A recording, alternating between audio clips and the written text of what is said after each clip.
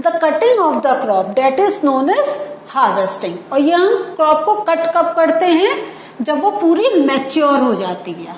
Okay, so what is now, अगर हम इस यही चीज को अगर हम समझे तो हम 2 स्टेप्स देखेंगे अगर हमें डेफिनेशन लर्न करनी होगी, कटिंग ऑफ द क्रॉप और जब क्रॉप पूरा इज मैच्योर। तो प्रॉपर डेफिनेशन क्या गई, cutting of the crop after it is mature that is called harvesting, means जब हम फसल को काटते हैं।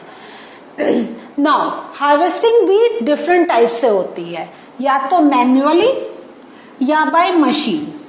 और ये जो मशीन होती है जिससे हार्वेस्टिंग होती है, that machine is known as harvester. Okay, यहाँ पे आप पहली पिक्चर में क्या देख रहे हैं, देखिए farmers are cutting by the hand. ये देख रहे हैं उनके हाथ में ये जो ऐसा एक चीज होती है, इसे कहते हैं सिकल। ये क्या है, सिकल।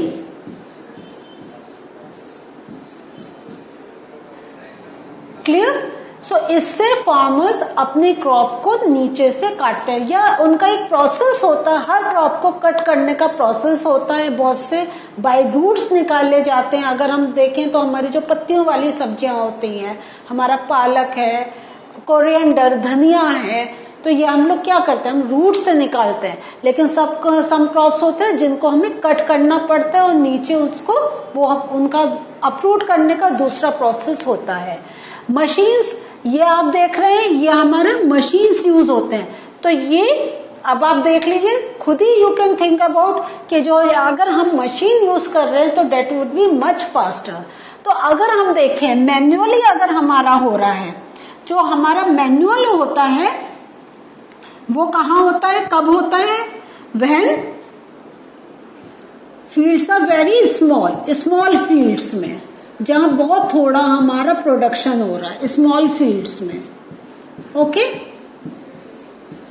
और ये जो हम मशीन यूज कर रहे हैं वो हमारी कहाँ हो रही है, जहां पे लार्ज प्रोडक्शन हो रहा है, जहां पे लार्ज बहुत ज्यादा प्रोडक्शन हो रहा है, बहुत बड़ी वास्ट फील्ड्स हैं, वहां पे हमारा वी यूज मशीन।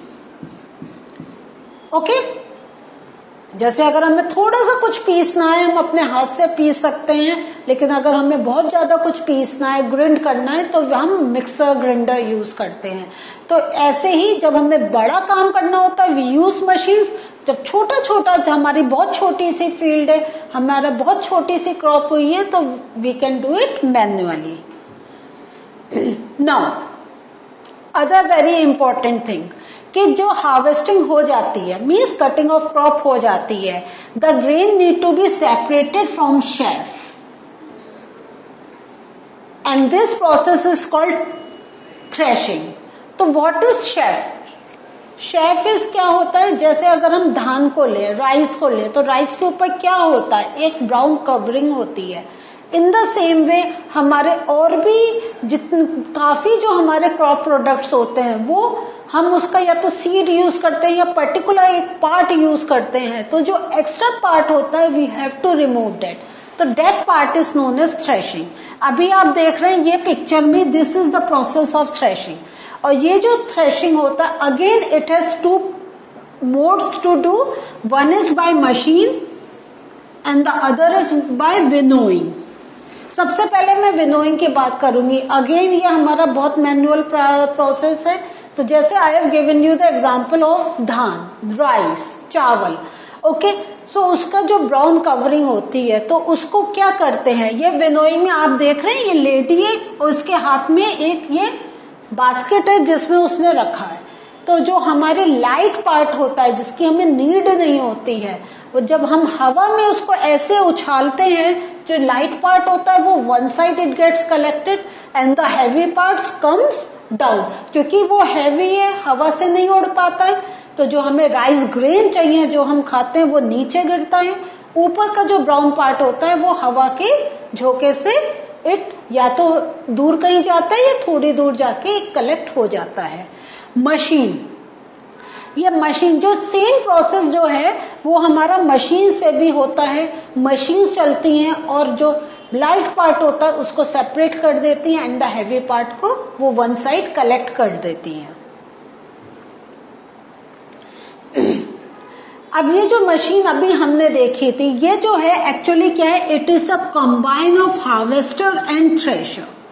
हार्वेस्टर अभी आपने पढ़ा था, harvester means when we, can you connect this word, connecting with harvesting, and harvesting is means cutting of the crops. तो वो जो होता है, तो जब क्रॉप कट करते हैं ये मशीन्स जो होती हैं, उसी समय जो अगर उनका जो पार्ट रिमूव करना होता है, immediately while cutting they remove that part, तो that is known as machine का वो जो रोल है। नाउ विनोइंग, तो जैसा हमने कहा था कि ये मैनुअल हो सकता है, एंड अभी I have just told you कि ये जो हम अगर हाथ से कटिंग कर रहे हैं, कुछ कर रहे हैं, मैन्युअली जो कर रहे हैं, that is related with small fields. तो ये भी हमारा जहां हमारा स्मॉल लैंड, स्मॉल प्रोडक्शन हो रहा है, तो वहां पे वी यूज इट। तो farmers with small land do the separation by winnowing. Okay, so जिनकी बिग फील्ड्स हैं, लार्ज फील्ड्स हैं, लार्ज प्रोडक्शन है, वो दे आर यूजिंग मशीन्स, और जिनका वेरी स्मॉल प्रोडक्शन है और लिमिटेड ई क्वांटिटी है, they use this winnowing method या मैनुअल मेथड। नाउ अब हार्वेस्टिंग हो गई, तो there are many festivals related to harvesting. Okay, so जो हमारे कंट्री में फेस्टिवल्स मनाए जाते हैं, they have a particular reason behind them, कि वो क्यों मनाए जाते हैं, कभी आपने पता करा है? सो आज हम कुछ फेस्टिवल्स के नाम लर्न करेंगे, और ये भी देखेंगे कि हर एरिया में हमारे, जैसे अगर हम देखें तो there are many states, number of states are there, so उसमें क्या क्या, वो हर स्टेट का अपना एक टाइम होता है प्रोडक्शन का, अपना एक टाइम होता है हार्वेस्टिंग का। So every state has some special festivals related to it. तो जैसे अभी हम बात कर रहे हैं पोंगल की, तो पोंगल क्या है, इट इज कहाँ का है ये festival, this is from Tamil Nadu. Tamil Nadu is the state of India. और यहाँ पर जब हमारा, देखिए आप देख रहे हैं ये पिक्चर में एक ट्रैक्टर है, यहाँ पे आपके फार्मर्स दिखाई दे रहे हैं। तो जो तमिलनाडु का स्पेशल प्रोडक्शन होता है, वो जब वो कटिंग हो जाती है, तो फार्मर्स क्या होते हैं, दे सेलिब्रेट, क्योंकि इनकी महीनों की मेहनत, it takes a long time कि आपने फील्ड को प्रिपेयर करा, सीड्स डाले, एंड फाइनल जब क्रॉप बनी उसको काट के, now it is time for them to earn some money. तो इसलिए सारे फार्मर्स हर स्टेट के अपने अपने स्टाइल से दे सेलिब्रेट। तो तमिलनाडु में it is the Pongal festival.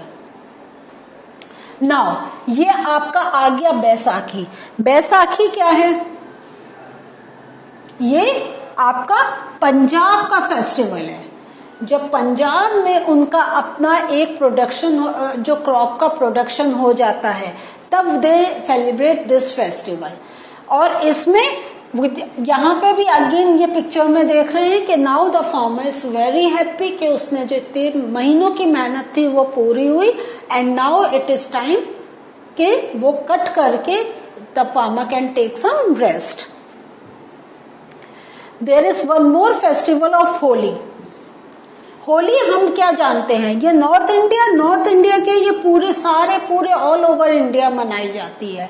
इसमें हम जानते हैं, हम क्या जानते हैं कि we play only with colours, but Holi पर अगर हम देखें, होली से रंग के एक दिन पहले हम छोटी होलिका दहन में हम गन्ने की पूजा करते हैं। तो मीन्स उस समय वो हमारा जो शुगर केन, जो प्रोड्यूसर्स फार्मर्स हैं, वो कट कर लेते हैं, उनका sugar cane is ready to for sale, so then they celebrate. तो ये एक only, it is not related with colours, it is related with the festival of farmer. The other one is Diwali. ये जो दिवाली है, तो ये हम जानते हैं दिया, और we know about the story of Ramchandra ji, but this is the thing कि ये जो दिवाली का होता है फेस्टिवल, ये कब होता है, जब हमारे विंटर्स थोड़े स्टार्ट होते हैं। तो जब हमारी समर क्रॉप पूरा उनका प्रिपेयर हो जाती है, जो गर्मियों में उन्होंने जो अपना क्रॉप प्रोडक्शन का प्रोसेस करा था, when that process is done, then this festival is celebrated. तो हर रीजन का there is some reason to celebrate it, तो this is for Diwali. The other festival is Nabanna. So this Nabanna is a festival of West Bengal, Calcutta side में। वहां पर भी जो उनका उस टाइम का जो एक प्रोडक्शन होता है and it is done, then this festival is celebrated. The other festival that you see here is Bihu. Bihu क्या है? ये एक टाइप का डांस फॉर्म भी है और ये एक इसका ये एक नेम ऑफ फेस्टिवल भी है, और ये जो होता है ये असम में होता है। So you see there are number of states in our country and every state has some reason for the celebration. So this is the thing. तो इसमें आप ये मत सोचे इसमें हम क्या लर्न करें। आपके क्वेश्चंस आ सकते हैं, they can ask okay West Bengal का कौन सा क्रॉप प्रोडक्शन से रिलेटेड फेस्टिवल है, राइट डाउन द नेम। तो you should have to write down the name. So this is the thing that you have to learn. So make a list of the name of the festivals. उसके सामने आप क्या कैसे learn करेंगे, एक हल्का सा आइडिया आपको दे रहे हैं। यहाँ पे एक कॉलम, आप 2 कॉलम्स बनाएंगे, एक में नेम ऑफ फेस्टिवल होगा, एक में नेम ऑफ स्टेट होगा। Write down the name of the festival and write down the name of the state. और आप मैचिंग के लिए भी आ सकता है and they can ask you to fill in the blanks. So this way this thing can be asked. Now there are some precautions after harvesting. तो after harvesting क्या होता है? Sometimes stubs are left in the field. Stub means उनके छोटे छोटे से pieces वो field में रह जाते हैं, और जब वो हमारे जो उनका जो एक्स्ट्रा मटेरियल होता है, क्योंकि क्रॉप जब when we are producing the crop क्या होता है, मेन एक तो क्रॉप हमारे हाथ में आ गई, but there are many waste of the things. जैसे अगर हमें किसी की रूट नहीं चाहिए, अब हमें फील्ड प्रिपेयर करनी है फॉर द नेक्स्ट क्रॉप, तो हम सारी रूट्स बाहर निकाल के रख देते हैं, या किसी का अंदर का कोई पार्ट है तो उसकी बाहर की जो फ्रूट कवरिंग है वो सारा is left over in the field. वो पूरा फील्ड ऐसे भर जाती है, और उसको फिनिश करने के लिए what do farmers do, they burn it, उसको जला देते हैं। तो इफ दे आर बर्न, तो बर्न करने से क्या हो रहा है? अगर जला दे रहे हैं, नहीं, it is not a good thing because it causes pollution. उससे पॉल्यूशन होता है। क्यों? क्योंकि जो आप बर्न कर रहे हैं उसकी स्मोक उड़ रही है, और फील्ड आप देख रहे हैं कितनी बड़ी बड़ी फील्ड है। So lot of things are if they are getting burn and lot of smoke is produce, तो क्या होता है? आप थोड़ा सा घर में धुआं होता है, आपको सफोकेशन होता है, यू कैन नॉट ब्रीथ इन, आपको सांस लेने में डिफिकल्टी होती है। तो थिंक अबाउट पूरा इतने बड़ी फील्ड में if such number of things are getting burn, और जो फार्मर के भी काम में नहीं है लेकिन उसको फिनिश करने के लिए द फार्मर इज बर्निंग, तो कितना आसपास धुआं हो जाएगा और एटमॉस्फेयर में कितना पॉल्यूशन क्रिएट हो जाएगा। द अदर थिंग इज कि if not burn with precautions it can burn crop lying in the fields. एक और चीज आपकी डिफिकल्टी आ गई है कि जब वो बर्न कर रहे हैं तो क्या होता है, क्रॉप क्या होता है, वो इट इज क्या है, ग्रीन प्रोडक्ट है दैट कैन बी बर्न, तो वो आग फैल सकती है। मीन्स आप तो एक साइड में अपना बर्न कर रहे हैं, बट जो ड्राइड लीव्स हैं उसमें जैसे जंगल में आग लगती है, इन द सेम वे ये जो क्रॉप का जो फायर आपका जो लगा रहे हैं it can get spread out, वो पास की जो क्रॉप्स हैं वहां वो बर्न कर सकते हैं, या आपने काट के अपना जो पूरा जो आफ्टर हार्वेस्टिंग जो बंडल्स बना के जो आपने ग्रुप्स बना के उनको रख दिया है, they can also catch fire. So when you burn you have to take precaution कि एक तो आप अवॉइड करें, find out some other method कैसे आप उसको डिस्ट्रॉय कर सकते हैं। प्लस अगर आपकी छोटी quantity, it is not that it can cause pollution, but you have to take lot of precaution कि आपका जो हार्वेस्टेड क्रॉप है it doesn't get burn, as well as the other crops that are growing nearby they also don't get burned. So what have we learn today? आपको मालूम है आज हमने क्या पढ़ा है? आज हमने यही कि हमारा हार्वेस्टिंग से कैसे हार्वेस्टिंग होती है, कैसे हमारे क्रॉप्स कट होकर एक हमारे पास प्रोडक्ट रेडी होता है and we have learned about different methods by this harvesting can be done, it can be done by machine, it can be done by manually. And the other very important thing कि ये जो harvesting है it is a time for celebration and there are different states जहाँ पे particular एक type का crop का production बहुत लार्ज क्वांटिटी में होता है, तो there are festivals related to it के लोग उसको सेलिब्रेट करते हैं, फार्मर्स सेलिब्रेट करते हैं. And the other very important thing that you learn today कि जो हम अपने जो हमारे लेफ्ट ओवर को व्हेन वी बर्न, तो we have to be very careful while doing this that it should not cause pollution as well as it should not damage other crops nearby या the harvested crop. So बच्चों topic देखने में बहुत सीधा, बहुत ही एक simple लग रहा है, बट उसमें लर्निंग पार्ट बहुत है.